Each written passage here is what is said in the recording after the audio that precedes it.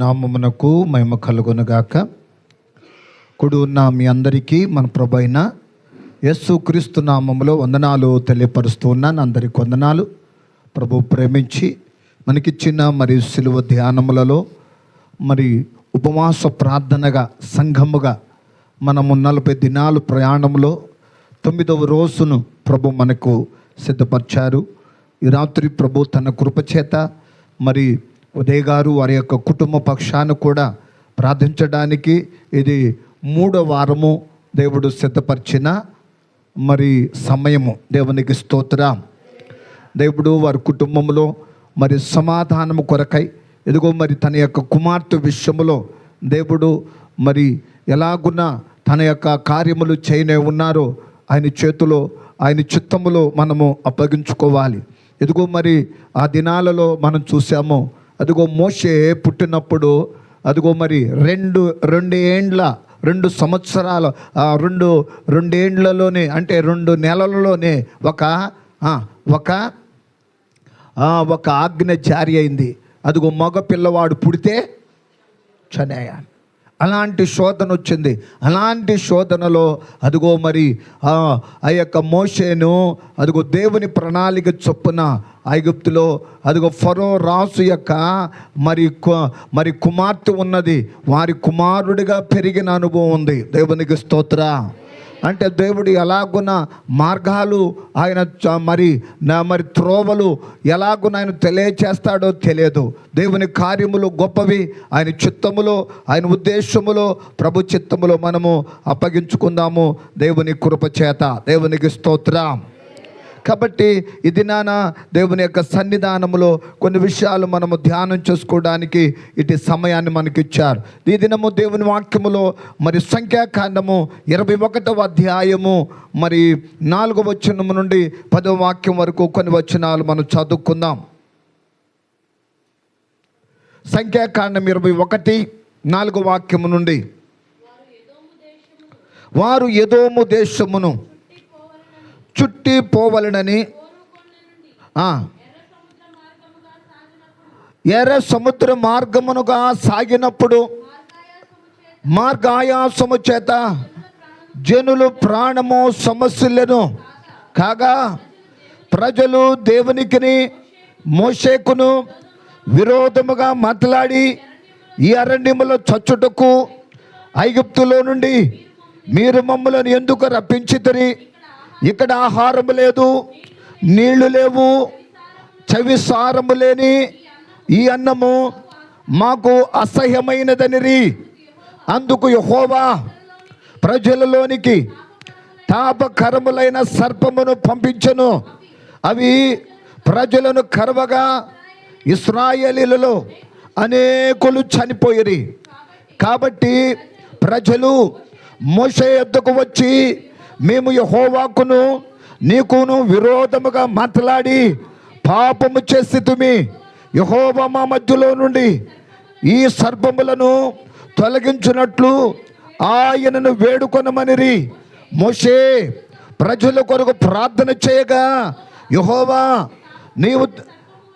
నీవు తాపకరమైన సర్పం వంటి ప్రతిమను చేయించి స్తంభం మీద పెట్టుము. అప్పుడు కరవబడిన ప్రతివాడును దాని వైపు చూచి బ్రతుకునని మోషేకు సెలవిచ్చెను. కాబట్టి మోషే ఇత్తడి సర్పం ఒకటి చేయించి స్తంభం మీద దాన్ని పెట్టెను. అప్పుడు సర్పపు కాటు తినిన ప్రతివాడు ఆ ఇత్తడి సర్పమును నిదానించు చూచినందున బ్రతికెను. దేవునికి స్తోత్రం. ఇక్కడ మనం చదువుకున్న ఈ భాగములో ఈ రోజున సిలువ ధ్యానములో 9వ రోజున అంశం ఏమిటాయి అంటే ఇత్తడి సర్పము. ఇత్తడి సర్పం అనేది ఇక్కడ కనబడతా ఉంది. దేవుని బిడ్డలారా, ఇక్కడ ఇశ్రాయేలు ప్రజలు వారు అలాగున్న ప్రయాణము చేయడానికి దేవుడు ఒక ప్రయాణాన్ని సిద్ధపరిచారు. వారు ప్రయాణము చేస్తూ ఉండగా ఇక్కడ మనం చూచినప్పుడు ఇక్కడ అంటాడు కదా 21లో మొదటి వచనం, ఇశ్రాయేలీయులు అతారీల మార్గమునకు వచ్చి ఉన్నారని ఆ, ఆ, ఆ. కనుక కొంత యుద్ధం వచ్చింది, ఇశ్రాయేలీయులు కొంతమందిని చెరపట్టారు. ఇలాంటి శోధనల మధ్యలో ఉన్నారు, ఇలాంటి ఆపదల మధ్యలో ఉన్నారు, ఇలాంటి కష్టాల మధ్యలో ఉన్నారు. వారి ప్రయాణము అరణ్య ప్రయాణం వాళ్ళది. అయితే ఇశ్రాయేలీయులు యెహోవాకు మొక్కుకొని, నీవు మా చేతికి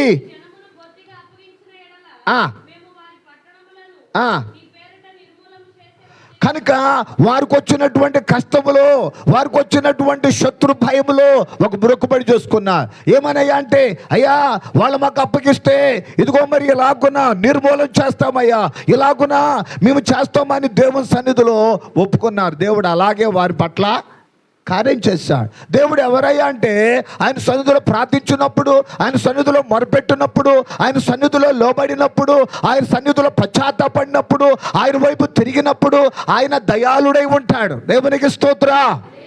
దయ చూపించే దేవుడు, ఆయన ప్రేమ కలిగిన దేవుడు.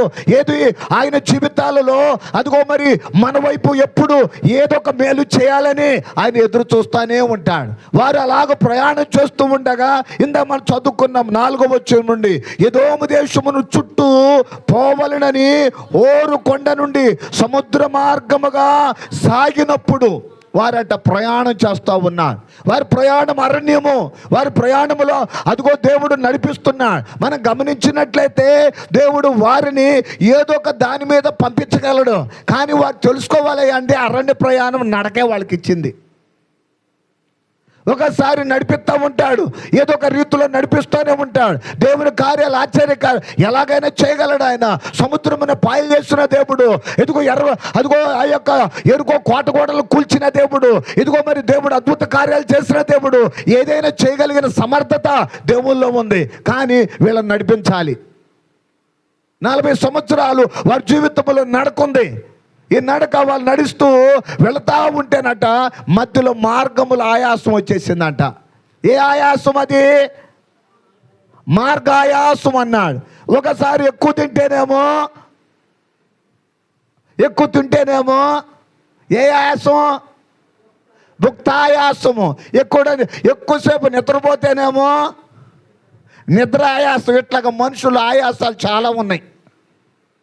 ఇక్కడ ఉన్నేమో మార్గంలో నడిచి ఉన్నప్పుడు వాళ్ళకి ఏమనిపిస్తుంది అంటే, ఎంతసేపు ఎంత కాలం ఇలాగ నడవాలి అని మార్గములోనంట వాళ్ళు ఆయాసపడుతున్నారట. వాళ్ళ ఆయాసము, దేవుని బిడ్డలారా, కొంతమంది మనుషుల జీవితాలలో ఆయాసం ఉంటుంది. ఏదో ఒక రకమైన ఆయాసం లోపల పడతా ఉంటారు, లోపల ఆయాసపడుతూనే ఉంటారు. వారి పనులలో ప్రయాసాలలో ఆయాసపడుతూనే ఉన్నారు. ఇలాగనే ఇశ్రాయేలు జీవితాల్లో నడమని చెబితే దేవుడు వాగ్దానం చేసినటువంటి అదిగో ఒక మంచి దేశమును వాగ్దానం ఇస్తే వీళ్ళు నడుచుకొని వెళ్తా ఉంటే వాళ్ళ ఆయాసపడుతున్నారట. అది మార్గాయాసము అని అన్నాడు. దేవునికి స్తోత్రం. కాబట్టి అక్కడ ఈ మార్గాయాసము చేత జనులు ఏమొస్తుందంట, కంటిన్యూ చేస్తే అక్కడ అంటాడు, కనుక ప్రాణం విసిగిపోయిందట. నడిచి విడుసుదల వచ్చేసింది. ఎంతకాలం నడవమంటావు? చేసి ఏంటి పనులు, ఇదిగో మరి ఇదిగో పనులు చేసి అలసిపోవటం, ఇదిగో ఏదైనా పనులు చేసి ఈ అలసట వచ్చేస్తుంది. మనిషి జీవితంలో, మానవుని జీవితంలో వస్తుంది. వాళ్ళకట అలాగే అలసట వచ్చేసిందట. అయితే కాగా అప్పుడు అంటున్నారు, కాగా నడిచి ఇప్పుడు ఎవరు గుర్తుకొస్తున్నారంటే దేవుడే మమ్మల్ని నడిపిస్తుంది. అంతా మా మధ్యలో ఉందేమో మోషే. కనుక మోషేకును దేవునికి విరోధముగా. దేవుని బిడ్డలారా, మార్గములో మన జీవితాలలో ఒక్కొక్కసారి ఎదురయ్యే సమస్య ఏంటో తెలుసా? దేవునికి విరోధం అయిపోతావేమో, దేవునికి తిరుగుబాటు చేస్తావేమో, దేవునిలో అదిగో దేవుని యొక్క మాట వినుకోకుండా అదిగో తిరుగుబాటు చేసే ఆ ప్రమాదము ఉంది. ఇక్కడ వారట అదిగో దేవునికట మోషేకునట విరోధముగా మాట్లాడారట. కేవలం మాట్లాడారంతే. వారు చేస్తున్న పని ఏంటో తెలుసా? దేవునికి వ్యతిరేకంగా మాట్లాడారు. దేవుని ఏంటి, ఎంతకాలం మా దేవుడు అదిగో ఐగుప్తులోనే బాగుంది, మాకు 430 సంవత్సరాలు దాస్యములో ఉంటే, వారు చెడు ఉంటే, వారు కష్టములో ఉంటే, వారు మూలిగారా, వారు అలసిపోయారా, వారు మొరపెట్టలేక సమస్యలు పోయారా? అలాంటి దినాలు బయటికి తీసుకొస్తే ఇప్పుడు ఏమన్నారు తెలుసా? అదిగో మాకు అక్కడే బాగుంది. ఎక్కడ బాగుందట? ఐగుప్తే బాగుంది. ఐగుప్తు అంటే లోకము, ఐగుప్తు అంటే పాపము, ఐగుప్తు అంటే లోకాశ, అక్కడే బాగుంది అంటున్నారు. అదిగో ఎప్పుడు మాకు ఇక్కడ ఏంటి, మాకు మార్గములో ఇదిగో ఆహారం లేదు, నీళ్లు లేవు, పెట్టిందే పెడతా ఉన్నాడు మాకు. ఏంటిది అది? దేవదూతలు తిన్న ఆహారం. సవీ సారం లేదట. దేవదూతలు తిన్న ఆహారం వాళ్ళకి ఎట్టుందంట? తినగా తినగా గారెలు కూడా చేదైపోతాయి. ఏదైనా అంతే, సవి సారం లేదట. దేవుడిచ్చినటువంటి ఆహార విషయములు సవి సారం లేదని ఆ మాట వచ్చేసింది. అది విన్నాడు దేవుడు. అందుకోసమే విన్న తర్వాత జనములోనకట 6వ వచనం చదువుదాం అక్కడ. అందుకు యెహోవా ప్రజలలోనికి తాపకరమైన సర్పమును పంపెను అంటాడు. తాపకరం అంటే అదిగో అగ్నితో కూడిన పాములు పంపించాడట. ఆ అగ్నితో కూడిన పాములు వచ్చి ఈ జనాన్ని ఏం చేస్తున్నాయంటే అలాగ కాటేస్తున్నాయట. వ్యతిరేకంగా మాట్లాడిన ఇదిగో ఆయాసపడుతున్న వాళ్ళను ఈ పాము వచ్చేసి కాటేస్తుందట. అందువల్ల ఇశ్రాయేలులు అనేకులు చనిపోతున్నారు, అనేకులు రాలిపోతా ఉన్నారు, అరణ్యములో వారు చనిపోతా ఉన్నారు. ఎందుకయ్యా అంటే దేవునికి వ్యతిరేకంగా వాళ్ళు ఉన్న కారణము చేత ఒక సర్పం వచ్చి వాళ్ళని కాటేస్తాం. సర్పం అంటే సాతానే. సాతానే మింగేస్తుంది, సాతానే పక్కదోవ పట్టేస్తుంది, సాతానే ఎన్నో రకాల పరిస్థితులు తీసుకొస్తుంది. తెలియదు నీకు. దేవుని బిడ్డలారా, ఇక్కడ మనం చూచినప్పుడు, దేవుని వాక్యములో మనం చదువుకున్నప్పుడు ఇక్కడ అంటాడు కదా, మనము ఈ మార్గం అంతటిలో కూడా మనం చూస్తే వెంటనే ప్రజలు అదిగో అనేకులు చనిపోవడం చూసి మోషే దగ్గరకు వచ్చారు. పశ్చాత్తాపడి మోషే దగ్గరకు వచ్చారు. అయ్యా మేము ఇదిగో మేము ఇదిగో తెలియకుండానే ఇదిగో ఆయాసపడ్డామయ్యా, గొనుక్కున్నాము, సణుక్కున్నామయ్యా, క్షమించయ్యా. ఇదిగో ఈ మా మధ్యలో ఉన్నటువంటి ఈ యొక్క సర్పాన్ని తీసేయని ప్రార్థన చేశారు. ఈ సమస్యను తొలగించమని ప్రార్థన చేస్తే మోషే దేవునికి ప్రార్థన చేశాడు. అయ్యా ఇలాగంటుంటే, అయితే నువ్వు దాని రూపమైన ఒక ఇత్తడి సర్పాన్ని చేయించి మధ్యలో ఆకాశానికి భూమికి మధ్యలో పెట్టు అన్నాడు. అదిగో కాటు వేసిన ప్రతివాడు ఈ యొక్క తాపకరమైన అగ్నితో కూడిన ఇదిగో ఈ యొక్క పాము ఎప్పుడైతే కాటేస్తుందో చనిపోయే సమయాలలో అదిగో ఎప్పుడైతే నిలబెట్టిన ఆకాశమును భూమికి మధ్యలో నిలబెట్టిన అదిగో ఇత్తడి సర్పము ఆ యొక్క ప్రతిమను అక్కడ ఒకటి పెట్టు, దాన్ని చూచిన వారందరూ బ్రతుకుతారు అన్నాడు. దాని అర్థము ఉన్నది. దేవునికి స్తోత్ర. ఇక్కడ మనం చూచినట్లయితే ఇక్కడ అంటాడు కదా, ఒకటి పాపమునకు తీర్పు ఉంది. గుర్తుపెట్టుకోవాలి, పాపమునకు తీర్పు ఉంటుంది. అంటే పాపమునకు ప్రతిఫలము ఉన్నది. మనుషుడు అనుకుంటాడు కదా, నేను చేస్తున్నంత కాలము నేను ఎవరికి చిక్కను అనుకుంటాడు. కానీ ప్రజలలో దేవుని బిడ్డలారా అలాంటి ఆలోచన ఇదిగో ఈ రోజున మనం తీసివేసుకోవాలి. ఎందుకో తెలుసా? పాపమునకు వచ్చే జీతము మరణమే. ఇక్కడ ఏమైతే వారు చేశారో, వ్యతిరేకంగా పాపము చేశారో, దానికి ఇక్కడ కనబడతా ఉంది. అగ్నితో వచ్చినటువంటి ఆ సర్పం వచ్చింది, అది కాటు వేస్తున్న అనుభవం కనబడుతుంది. రోమాపత్రిక 6వ అధ్యాయము 23వ వచనాన్ని చదువుకుందామా. మొదటిది పాపమునకు ఒక తీర్పు ఏంటో తెలుసా?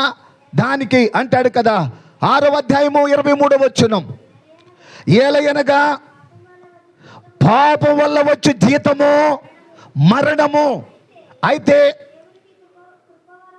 దేవుని కృపావరము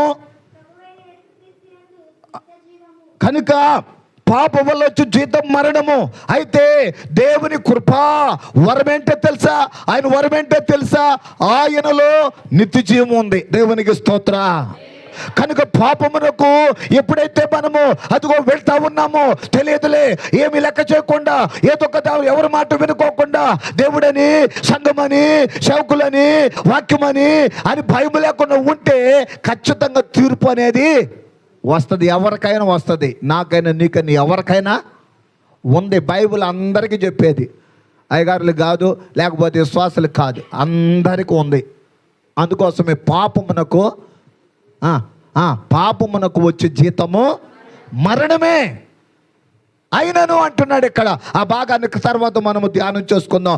రెండవది ఏంటో తెలుసా, దేవుని యొక్క కృప ఉంది చూసావా, ఆ కృప అనేది ఇక్కడ ఏర్పాటు చేయబడింది. అదేంటో తెలుసా, ఇత్తడి సర్పము. దేవుడు చేయించమన్నది ఒక సర్పాన్ని పెట్టాడు అక్కడ, అది ఇత్తడి సర్పము అన్నాడు. కనుక ఇక్కడ మనం చదువుకుంటే ఆ భాగములో చూచినప్పుడు 21:7 చదివాడు, చదువుకుంటున్నాం అక్కడ. కాబట్టి ప్రజలు మోషే ఎద్దకు వచ్చి మేము యెహోవాకును, అంటే ప్రజలలో పశ్చాత్తాపం వచ్చింది. దేవుడు ఏం చూస్తాడయ్యా అంటే, మనుషులు నా జీవితాలలో ఏం చూస్తాడయ్యా అంటే పశ్చాత్తాపం. అంటే రిపెంటెన్స్ అంటే దేవుని దగ్గర ఒప్పుకోవడం, దేవుని దగ్గర సరి చేసుకోవడం, దేవుని వైపు తిరగడం. అది దేవుడు కోరుకుంటాడు. మొండిగా వెళ్ళిపోతే కయ్యూనికి ఒకటి వేసాడు వాత. కయ్యూని ఏంటయ్యా అంటే ఇక పశ్చాత్తాపం లేదు, ఇక అతడికి ఏంటయ్యా అంటే శిక్షే. తనకి ఎన్ని సంవత్సరాలు అట్ట వేసింది? 7 సంవత్సరాలు శిక్ష వేసాడు. కాబట్టి ఇక్కడ అంటున్నాడు కదా, దేవుని యొక్క రెండవది ఏంటో తెలుసా, ఆయన కృప ఉంది. ఆయన కృప ద్వారా రెండవది ఆయన కృపా మార్గం ఉంది. ఆ మార్గం ఏంటో తెలుసా, ఇత్తడి సర్పాన్ని ఏర్పాటు చేశాడు. అది ఆకాశమునకును భూమికి మధ్యలో. దేవునికి స్తోత్రం. కాబట్టి ఆ మాటను మనం ఇక్కడ 8వ వచనములో కూడా చదువుకుందాం. మోషే ప్రజల కొరకు ప్రార్థన చేయగా యెహోవా తాపకరమైన సర్పం వంటి స్తంభం మీద పెట్టుము, అప్పుడు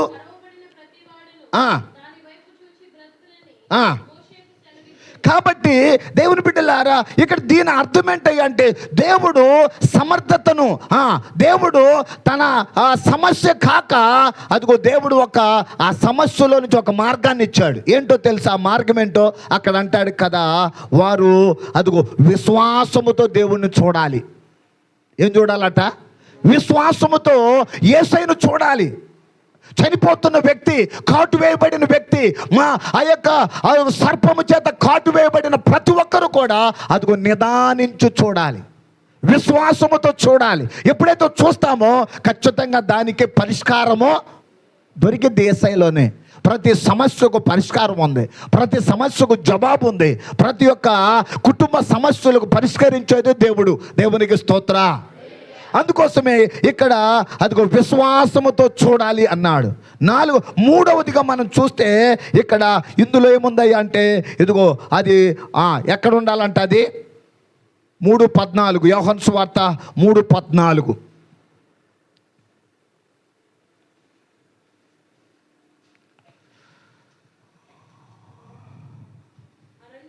అరణ్యములో మోషే సర్పమును ఎలాగూ ఎత్తునో అలాగే విశ్వసించు ప్రతివాడును నశింపక ఆయన ద్వారా నిత్యజీవం పొందినట్లు. కనుక యేసు ప్రభువు వారే మనిషి కుమారుడు. ఆయన ఏం చేయాలంట? ఎత్తబడాలి, ఆయన పైకెత్తాలి. అందుకోసమే అదిగో ఆత్మ వెలిగించి మంచం కిందనో, దీపం వెలిగించి మంచం కిందనో కొంచెం కిందనో పెట్టకూడదట. ఎక్కడ పెట్టాలట? దీపస్తంభం మీద అందరు కనపడేటట్టుగా ఎత్తబడాలి. దేవుని బిడ్డలారా, ఆ మాట ఇక్కడ అంటున్నాడు, నేను భూమి నుండి ఎత్తబడిన అంటాడు. తన దగ్గరికి అంటే దాని యొక్క లోతైన క్రీస్తు యేసయ్య మన కోసము సిలువలో ఆకాశమునకును భూమికి మధ్యలో ఆయన ఎత్తబడ్డాడు. అది ఆయన అలాగూ ఆయన చూచిన వారు, ఆయన అందరూ ఎవరు చూస్తారో, ఆ సిలువలో ఉన్న యేసుని ఎవరు చూస్తారో వారి జీవితాలలో సమాధానం వచ్చింది, నెమ్మది వచ్చింది, ఆయన శాంతినిచ్చాడు. ఆయన ఎత్తబడినటువంటి రీతి కనబడతా ఉంది. యేసయ్య ఆకాశమునకు భూమికి మధ్యలో వేలాడి ఉన్నాడు. అదిగో అక్కడ ఎదుగో ఇత్తడి సర్పం దేనికి చూపిస్తుందయ్యా అంటే మన ప్రభువైన యేసయ్య అదిగో ప్రాయశ్చిత్తార్థమైన బలి, ప్రాయశ్చిత్తార్థమైన బలి. ఆయన నీ కోసం నా కోసము ఆయన ప్రాయశ్చిత్తమయ్యాడు, మన కోసం ఆయన చనిపోయాడు, ఆయన బలి అయి ఉన్నాడు.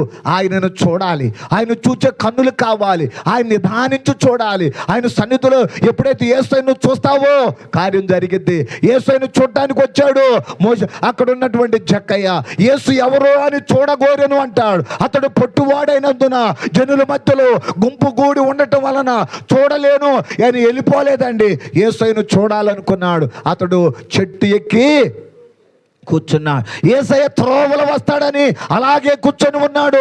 అతడు ఉద్యోగం, ప్రభుత్వ ఉద్యోగి, ఎంతో ధనం ఉంది, ఎంతో అదిగో ఆస్తి అంతస్తు ఉంది, ఎంతో సంపాదించినటువంటి వాడు, ఎంతో సంపాదన పరుడు, ప్రతిరోజు సంపాదనే. అలాంటి వ్యక్తి యేసు ఎవరో అని చూడాలనుకున్నాడు. యేసు ఎవరో అని చూడాలనుకుంటే అదిగో చెట్టు ఎక్కినప్పుడు యేసయ్య త్రోవలో వచ్చి అంటున్నాడు, జక్కయ్య త్వరగా దిగుమన్నాడు. కారణం ఏంటో తెలుసా?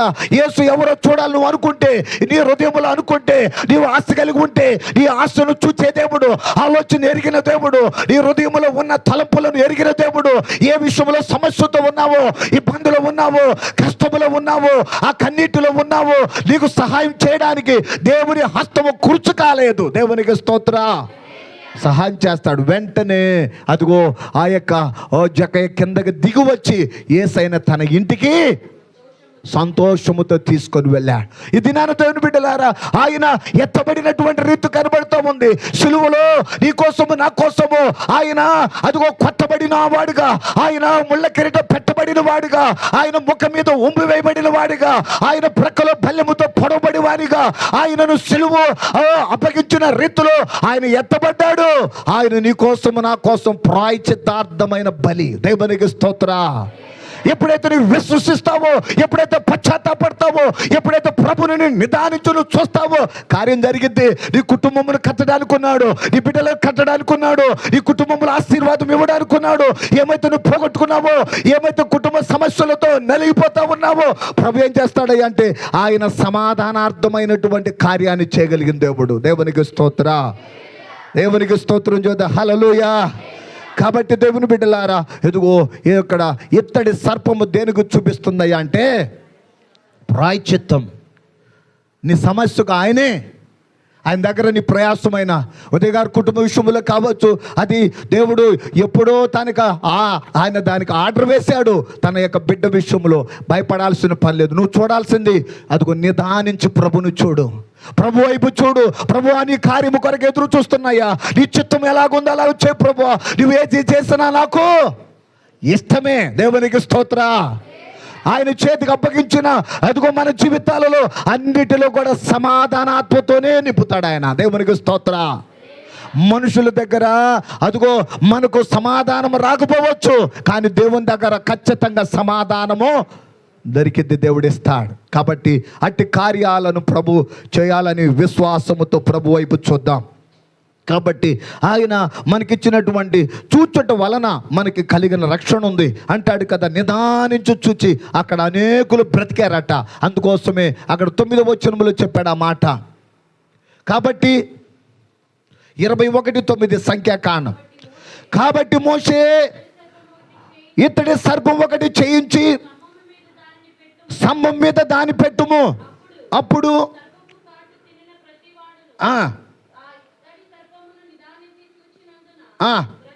బ్రతికెను. దేవునికి స్తోత్ర. యేసయ్య ఆయన బ్రతికిస్తాడు. ఆయన బ్రతికించడానికి వచ్చాడు ఈ లోకానికి. నిన్ను నన్ను నశింపు చేయడానికి కాదు, నరకములను తప్పించడానికి వచ్చాడు, బ్రతికించడానికి వచ్చాడు, నిత్య జీవానికి వారసులు చేయడానికి వచ్చాడు. తన ప్రాణం పెట్టాడు, నిన్ను నన్ను ప్రేమించాడు, ప్రాయశ్చిత్తార్థమైన బలిగా ఆయన ఉన్నాడు. అందుకోసమే ఎఫెసీ రాసిన పత్రికలో 2వ అధ్యాయములో 8వ వచనములో చెప్తున్నాడు ఈ మాట, ఆఖరి మాట.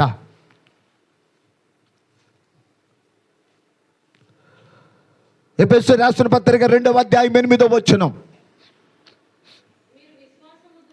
మీరు విశ్వాసము ద్వారా కృపచేతనే రక్షింపబడి ఉన్నారు.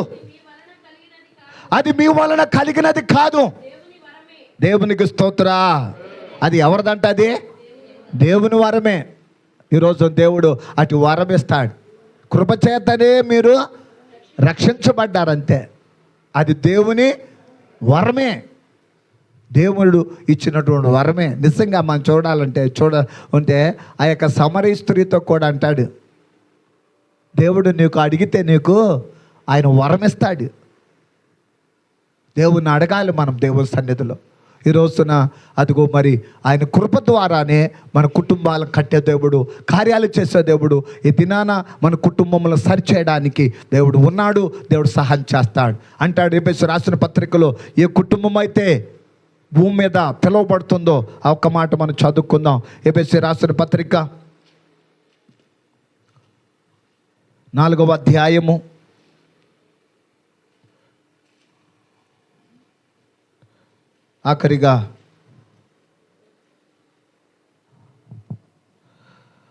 3వ అధ్యాయం, ఒకసారి 3వ అధ్యాయం 14వ వచనాన్ని చదువుకుందామా? 14వ వచనం దయచేసి ఒకసారి 14 చదువుతుంది. 3:14 ఎఫెసీయులకు రాసిన అది మరి నేనైతే 3వ అధ్యాయం 14వ వచనం. ఈ హేతువు చేత పరలోకమందును భూమి మీదను ఉన్న ప్రతి కుటుంబము ఏ తండ్రిని బట్టి కుటుంబం అని పిలువబడుతుందో ఆ తండ్రి ఎదుట, చూసారా, పరలోకమందు ఒక కుటుంబం ఉంది, భూమి మీద కూడా. ఆ కుటుంబం ఎదుట ఏం చేయాలంట? మోకాళ్ళు ఉంచాలి. నువ్వు దేవుని సన్నిధిలో నీ కుటుంబ పక్షాన మోకరించి ప్రార్థన చేయి. మోకరించి ప్రార్థన చేయి. ప్రభు దగ్గర అడుగు, ఆ కార్యం అంతా చేస్తాడు. నీ కుటుంబము ఆయనకు తెలుసు. అది దేవుడు పిలుస్తున్నాడు ఆ కుటుంబాన్ని. పరలోకమందును భూమి మీద కుటుంబం ఉన్నాయి. అందుకోసమే ఆ కుటుంబం అంటే దేవుని ఎదుట మోకాళ్ళుని అంతరంగ పురుషుని యందు శక్తి కలిగి ఆయన ఆత్మ వలన బలము పొందినట్లుగా క్రీస్తు మీ హృదయాలలో విశ్వాసము ద్వారా నివసించాలి. యేసయ్య మన లోపల ఎలాగ ప్రార్థన అంట? విశ్వాసముతో.